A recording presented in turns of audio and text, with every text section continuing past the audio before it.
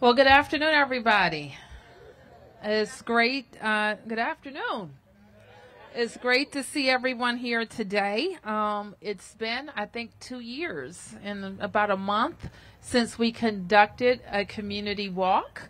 That is me with officials from DC government agencies in the DC neighborhood, where we are looking for any issues that neighbors are having that we need to respond to. And so I'm just happy to see everybody. The weather is getting warmer, we hope, although it could be a little bit warmer today.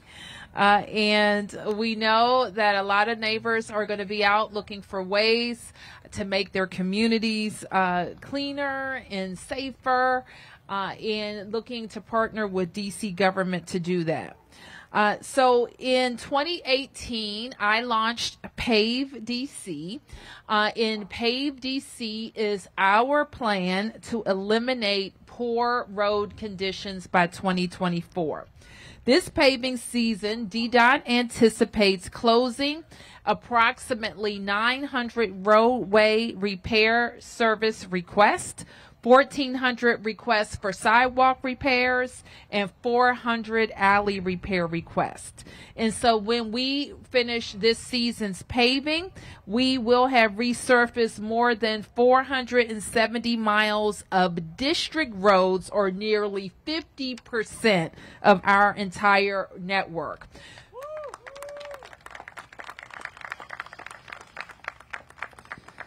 I didn't talk about how many alleys we've done. You know, that's one of my favorite things to talk about. Where's Everett? Don't forget about Alley Palooza. And when we started out, you remember that, right? You know, I like to tell this story, so I'll just repeat it.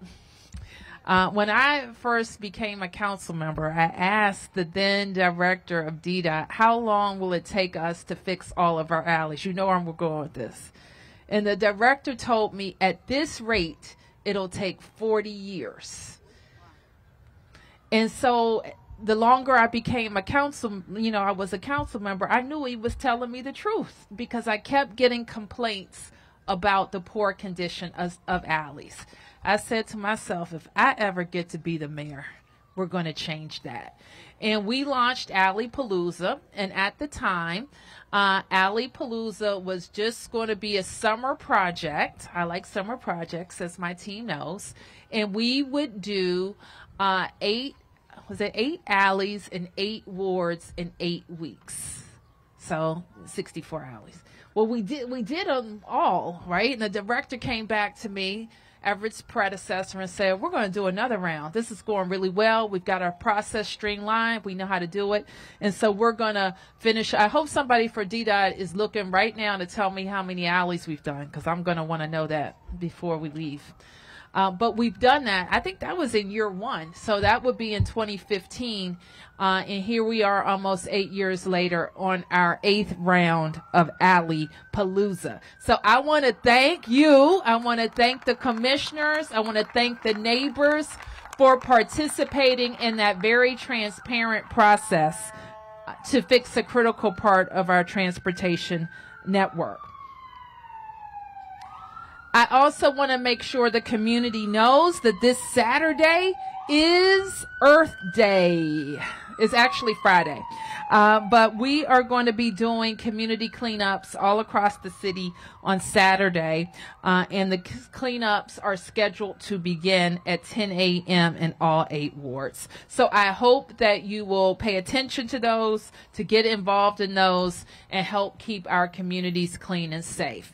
The one thing I know is that making sure that the areas around us are invested in and taken care of and kept clean is one thing that we can do as a community to make our neighborhoods safer.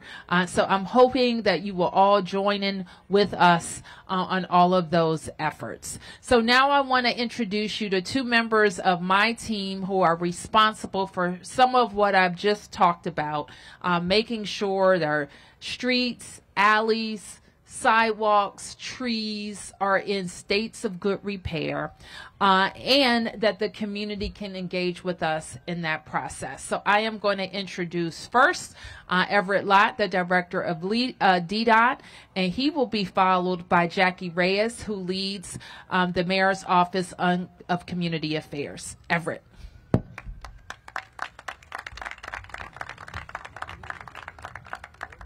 Great. Thank you, Mayor. So we are very excited to have launched our 5th Pave DC campaign, furthering our goal of eliminating all of our district's poor condition roads by the year 2024. And we're proud to share the Mayor's commitment in keeping our roadways and our paved surfaces in condition, and that's a top priority for this administration, a top priority for DDOT. So with the proposed investment of $422 million in the fiscal year 23 budget, the Fair Shot budget, we are committed to ensuring that our streets, our alleys, our sidewalks in all 8 wards are safe, reliable, as well as functional. So Mayor Bowser has also provided $200 million over 6 years for long-term streetscape projects to redesign our most dangerous roadways that are in most dangerous conditions. So DDOT's Pave DC plan includes roadway resurfacing, sidewalk restoration, alley restoration, and marking improvements. The Pave DC website, which can be found at Mayor.dc.gov, includes an interactive map of DDOT's work plans for users, the residents, and community to track our progress as the agency enhances the safety of our roadways and improves the ride and comfort of our roadway surfaces. So we have a very busy paving season ahead, and you may have been wondering how we chose where we're going to do some of the work. So as part of the selection process and the criteria for the Paving DC plan, DDOT looks at pavement condition index data, the open service request, work orders, the use of the roadway, and existing internal and external projects that could serve as conflicts. So we do a very rigorous assessment to ensure the attention is served at the places needed most. So and our paving team, our DDOT paving team is top notch. They won the most prestigious award, the CAFRIS 2021 CAFRIS Award, for their work on this particular program. We're really excited about that. So we're grateful for their hard work and their dedication, and with the Mayor's support and with the Mayor's commitment and long-term investments in our infrastructure, we can and we will create a safer and a stronger DC. So I want to thank you for this time, Mayor, and I want to introduce Jackie Reyes. Thank you. Good afternoon, buenas tardes. And this is a beautiful day in Trinidad today. As the mayor say, we are ready to go. Oh, sorry. Okay, we are ready to go on Friday. It will be Earth Day, and we will celebrate with Mayor Bowser during the district-wide spring cleaning. So who's signing up here in Trinidad? I know that the ANC Commissioner of Salvador is ready to go. So if you want to sign up with him, here he is. Okay, and then we're going to start at 10 a.m. on Saturday. All 8 wards, all of the Mayor's Office and Community Affairs mayors will be hosting a cleanup. And you can do so by signing up on Earth Day Cleanup DC and follow up with Mayor Bowser. If you're keeping up with her, at Mayor Bowser.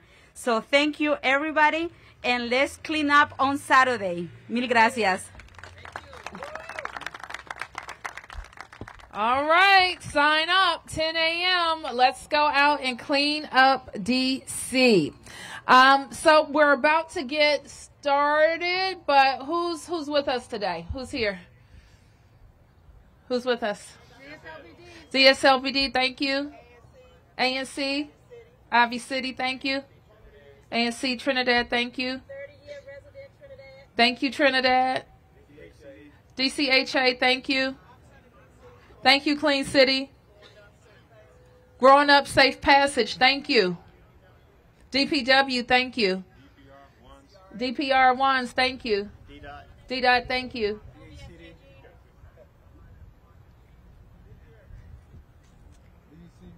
DCPS, thank you. DHS, thank you. Saving Our Next Generation, thank you. DME, thank you. DMPSJ, thank you. CA, thank you. DHCD, thank you. Mocha, thank you. DGS, thank you. OP, thank you. Thank you, McDuffie's office.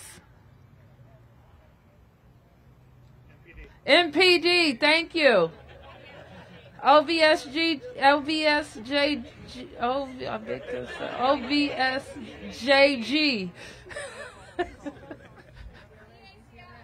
DACL, thank you.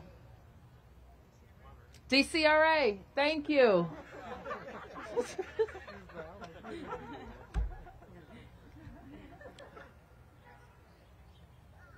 All right, so we are Commissioner. This is your walk, right? Okay, so why don't you tell us what we should be paying attention to? Come on. Thank you, Mayor. I want to thank everyone for coming out here today, especially the mayor. It does mean a lot to see representation out here in the neighborhood. Just a big focus. We would really appreciate everyone just take real attention to anything to really reduce the harm that's been happening here in the neighborhood. Ivy City, Trinidad, all here in Mount Olivet, we're in the trenches of a lot of issues here in the city. So we would really appreciate any innovative thinking when it comes to the approach that we have to take to really protecting and respecting our neighborhood. So just anything. Myself, Commissioner Rhodes, we're here representing the block. Please come up to us if you have real ideas that could really help out the residents here in the neighborhood. We will really appreciate it. Thank you, Mayor. Okay, Ward 5 Mokers, come up, tell us about your route. Introduce yourself. Good evening, everyone. My name is Nokomis Hunter. I'm the Ward 5 Mocha. This is my partner, Christopher Ingram. First, I would like to begin telling you all we are starting our walk here at the Lewis Cove Park because this was a highlighted hot spot in this area. Dated back to last year in November, a community resident had called all agencies such as DPHA, DDOT, DPW, and DBH, and other community entities. They raised, they voiced that the concern that they was having here is that this park is being used as a space for drug activities, and that they fear that. That they fear to bring their kids here because of the activity that's been ongoing here.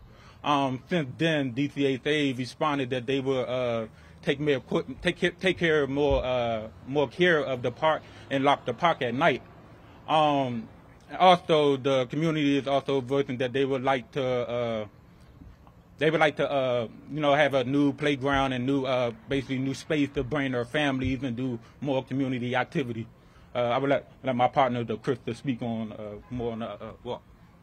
So how y'all doing? I'm Christopher English. So when we start the walk, we gonna probably just focus on with hot spots where the residents say illegal dumping and other activities happening there.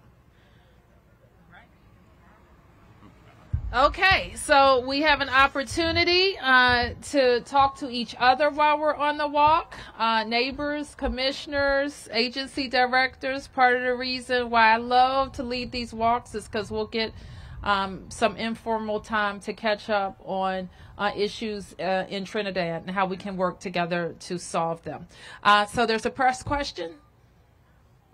Yes, hello there, John Henry with Channel 9. A quick question regarding what this gentleman were just talking about. When it comes to fentanyl overdoses, unfortunately, here in Ivy City and Trinidad, about a week and a half ago, there were multiple instances of that. Your administration, what are you guys doing to cut down on fentanyl and overdose deaths? And then on top of that, how concerned are you regarding the prevalence of those drugs in the community? Well, we're obviously concerned, and we are very concerned about who is on the distribution end of those drugs in our community that are killing people, and we want to be sure that MPD has the resources that it needs to conduct the type of in-depth investigations that just aren't focused on the users, but are focused on the distributors. And that's why it's so important that our proposal in front of the council gets approved 100%. So we've asked the council, it's a $30 million package that will help us hire 347 officers this year, and the retention package will help us keep up to 300 officers this year. And the package has to go together and move in that way. We are also been very focused on giving the community a tool. We always want to empower community members to help keep us safe. You've seen that with our very successful security camera rebate program, where thousands of DC residents have gotten $500 rebates to help fight crime on their block. We can also help fight overdose deaths in our community by a neighbor simply going to a pharmacy that distributes fentanyl, and you can use it to save a family member, to save a friend, or to save a neighbor. It's very easy to administer. It's just a matter of, like, you're using a nasal spray that so many of us use for other issues, can be administered to somebody experiencing an overdose. So we know, the last thing I'll say is we want our in-person substance abuse treatment facilities to be open. One thing we know is that COVID has upended some of our direct services, and we need all of our providers to be open and open in person. We have found that the treatment of substance abuse hasn't fared that well in a virtual environment, and we need our providers back. When we can do that, we give MPD the tools that they need, we give the community the tools that they need, and we get people who need treatment in treatment, we will have a much better outcome.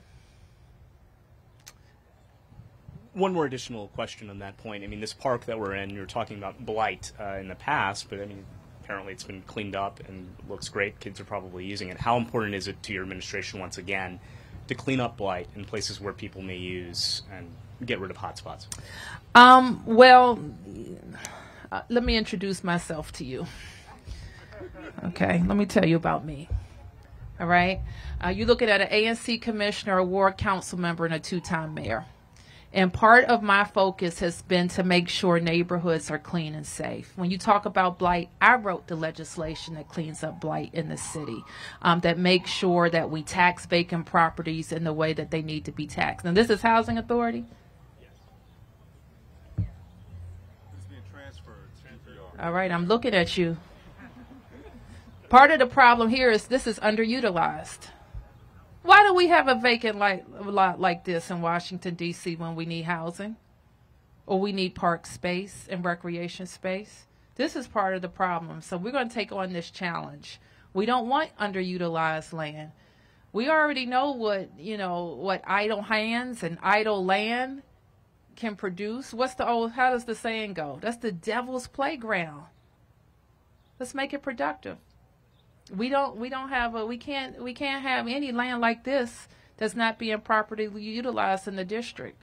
And so we're going to get on it. I'm glad that this has been worked out between the Housing Authority and the Department of Parks and Recreation, because I know Delano Hunter will work with the community, right, commissioners, to make sure that you get something that you want. So we're going to get at it. Let's get on our walk. Thank you, everybody.